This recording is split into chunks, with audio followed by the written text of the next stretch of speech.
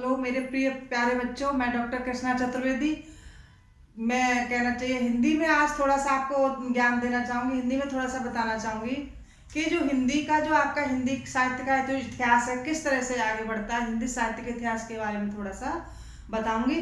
तो बताने से पहले, वीडियो आगे बढ़ने से पहले आप लाइक और सब्सक्राइब अवश्य करें। ये मैं आपसे बहुत ही ज़्यादा उम्मीद करती हूँ और आपसे आशा भी रखती हूँ। तो आपको आगे थोड़ा सा बताती हूँ हिंदी साहित्य के इतिहास के बारे में। हिंदी साहित्य का इतिहास किसका?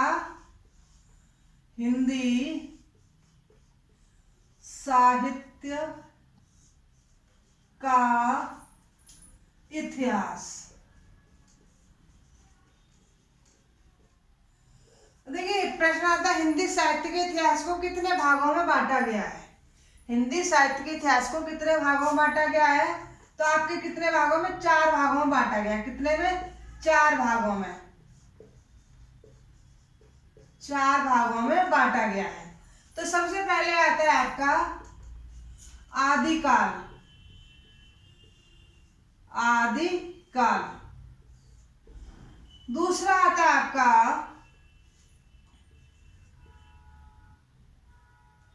भक्ति काल। भक्ति काल। तीसरा आता है आपका रीति काल।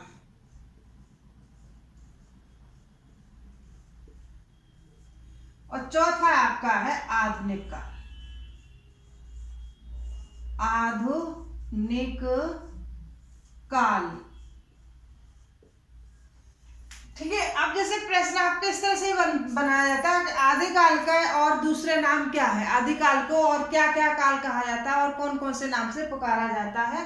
तो मैं आपको एक एक काल के बारे में थोड़ा थोड़ा सा बताऊंगी जिससे आपको जानकारी अच्छी सी मिलती रहे। तो आपके हिंदी साहित्य के इतिहास को कितने कालों में बांटा गया? कितने भागों में? 4 भागों में बांटा गया है। तो आदिकाल, भक्ति काल और रीति काल और आधुनिक काल। शॉर्ट स्किल लेना चाहे तो आप ले सकते हैं। और कहना चाहिए इससे फिर मैं आगे बढ़ती हूँ। तो देखिए, आदिकाल को और भी नाम दिए गए हैं। कौन कौन से नाम दिए गए आदिकाल के? वीर गाथा काल है इसका नाम। वीर गाथा काल दिखाई दे रहा है क्लियर? उम्मीद करती हूँ कि दिखाई दे रहा होगा। वीर गाथा काल। दूसरा इसे सामंत काल भी कहा गया, सिद्ध सामंत काल। सिद्ध सामंत काल। इसको प्रारंभ काल भी कहा गया है। प्रारंभिक काल भी कहा गया है। बीज बपन काल भी कहा गया है।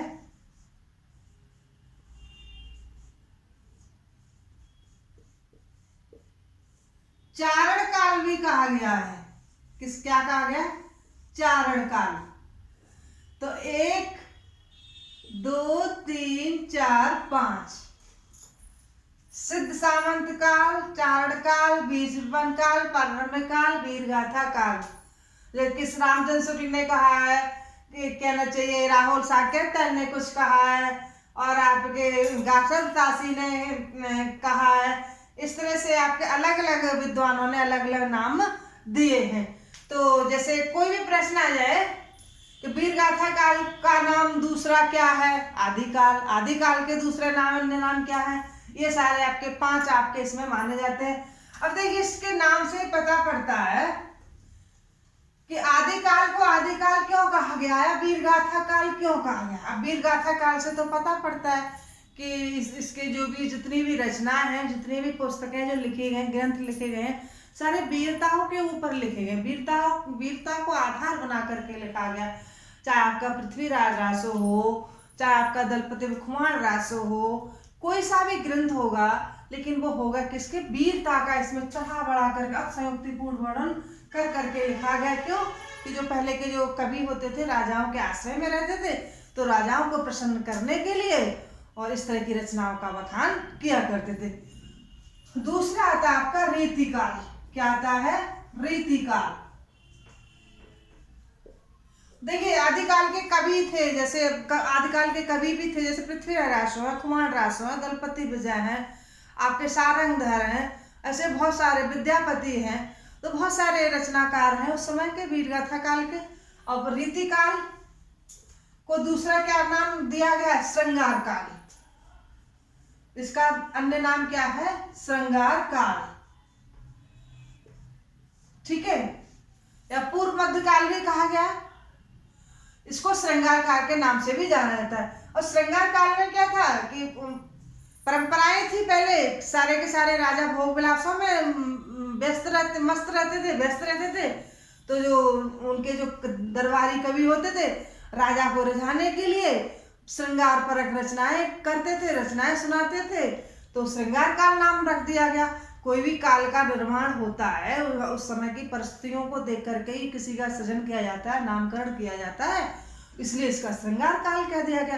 पूर्व मध्य काल इसलिए कह दिया गया कि भक्ति काल और आदिकाल के बीच का, इसलिए इसके पूर्व मध्य काल बता दिया गया। तो इसके मुख्य कवि कौन कौन से थे?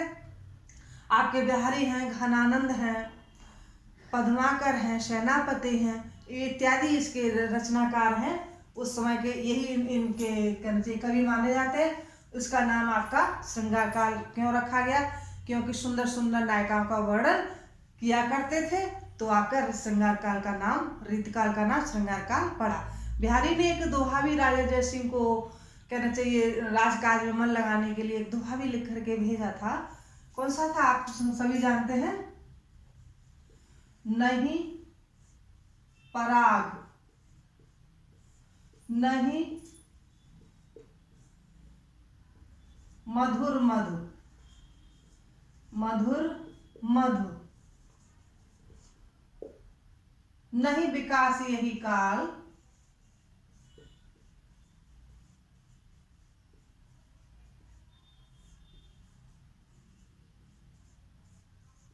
नहीं विकास यही काल, अली कली ही सो विधो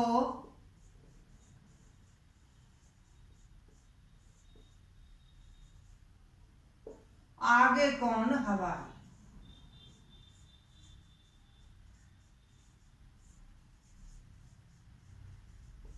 आगे कौन हवा।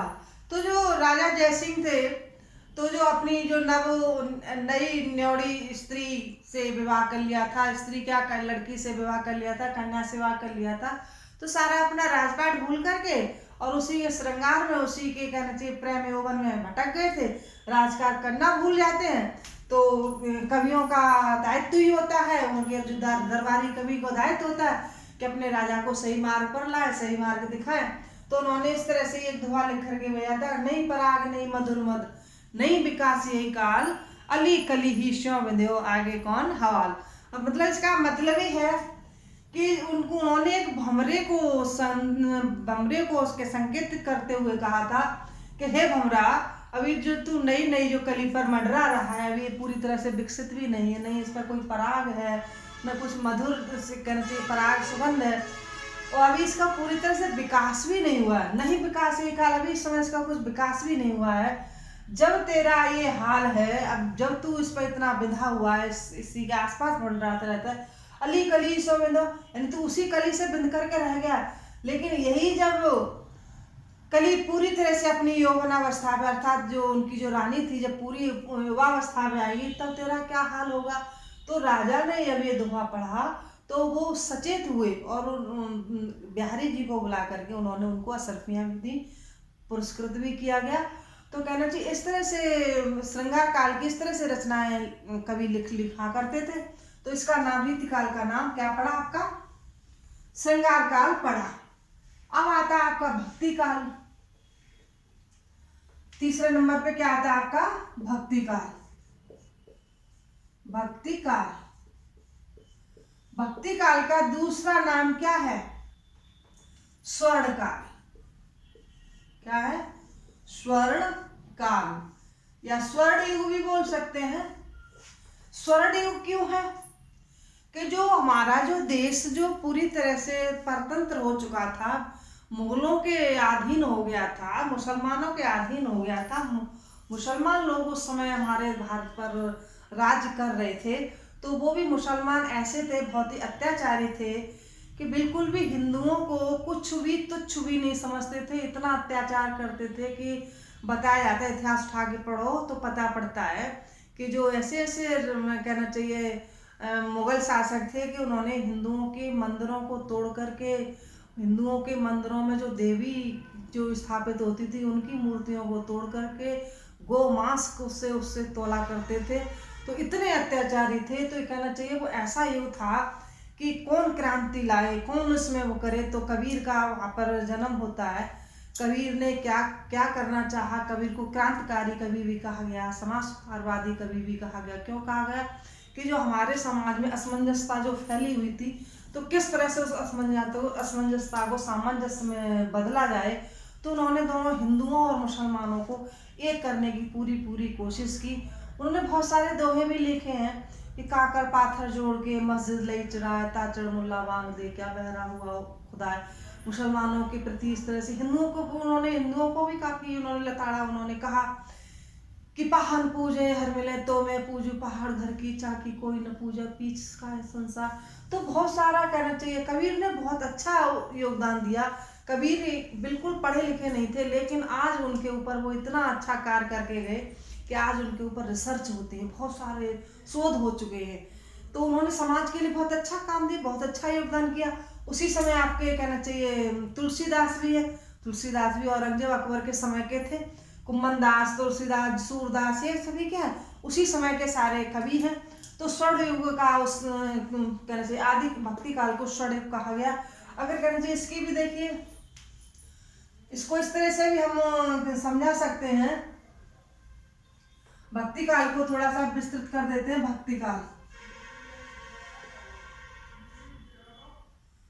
भक्ति काल को दो भागों में बांटा गया है। एक कह लीजिए निर्गुण भक्ति धारा, और दूसरी थी आपकी सगुण शाखा या भक्ति धारा, कुछ भी कर सकते हैं आप। अब निर्गुण में भी दो हुई, निर्गुण में भी दो शाखाएं हुई। कौन कौन सी हुई? एक हुई ज्ञान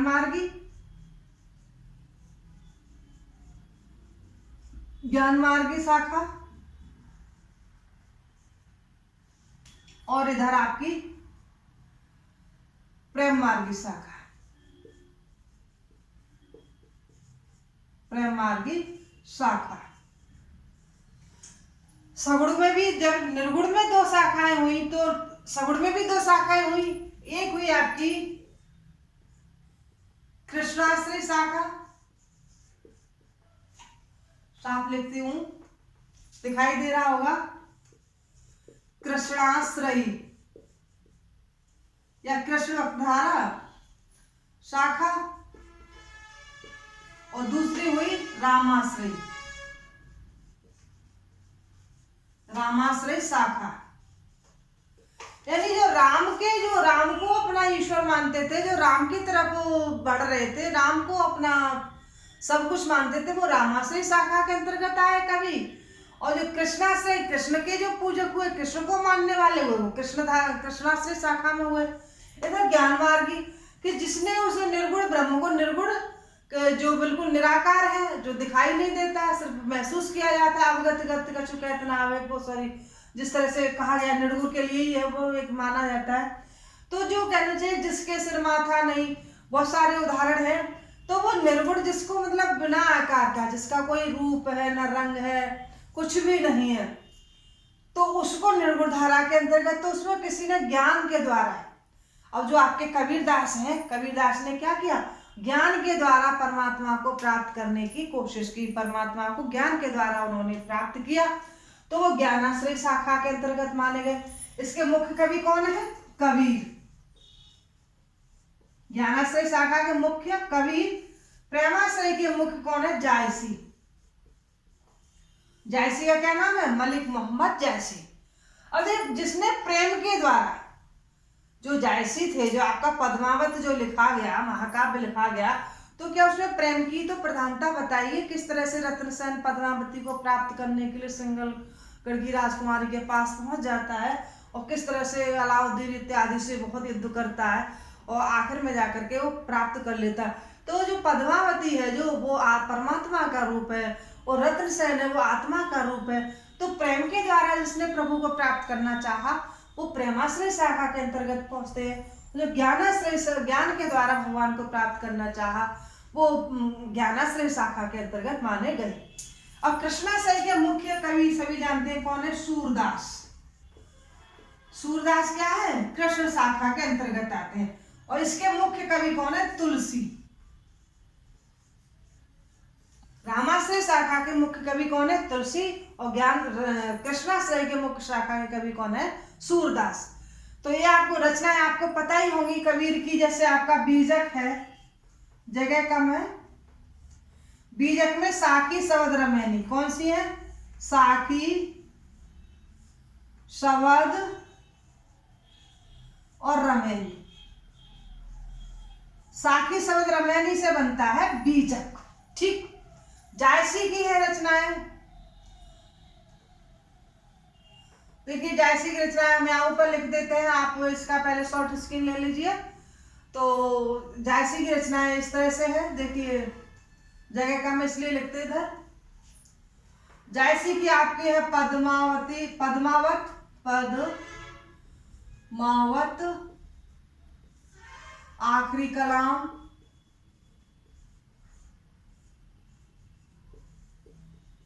और ये आपका अखलावट।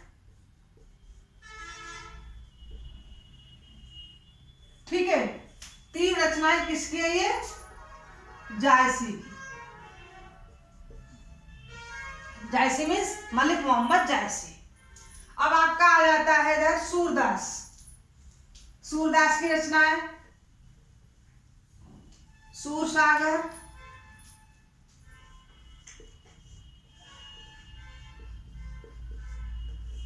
सूरसारावली,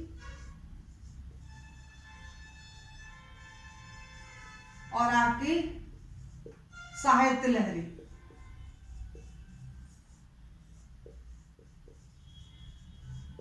मुख्य रचनाएं सूरदास की ये तीन है। ठीक है। अब देखिए तुलसीदास की तो बहुत सारी रचनाएं हैं, 12 रचनाएं के करीब है, 16 है, लेकिन 12 मिलती हैं ज्यादातर। तो देखिए तुलसीदास की रचनाएं कौन कौन सी हैं? आपकी सबसे पहले तो रामचरितमानस, रामचरितमानस। ठीक। फिर आपकी विनय पत्रिका, विनय पत्रिका। फिर आपकी है दोहावली, कवितावली, जानकी मंगल, पार्वती मंगल,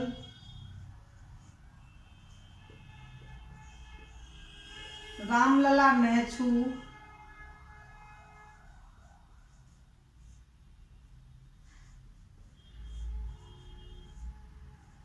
नैछू, और आपकी बैराग्य संदीपनी,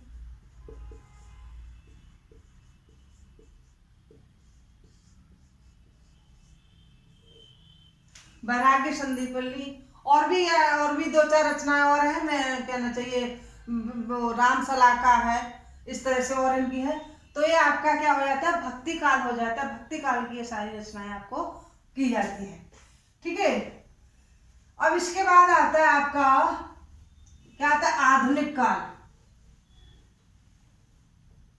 क्या आता है आपका? आधुनिक काल। आधुनिक काल को भी कई भागों में बांटा जाता है। जैसे आपका आधुनिक काल है, आधुनिक काल में सबसे पहले आता है आपका भारतेंदु युग। दूसरे स्थान पे आता है द्विवेदी युग। और तीसरे स्थान पे आता है छायावाद। फिर आपका आता है प्रगतिवाद, प्रयोगवाद,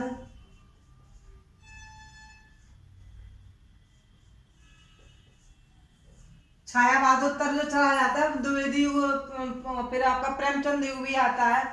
तो आपके देखिए इनसे पता पड़ता है कि भारतेंदु जी के नाम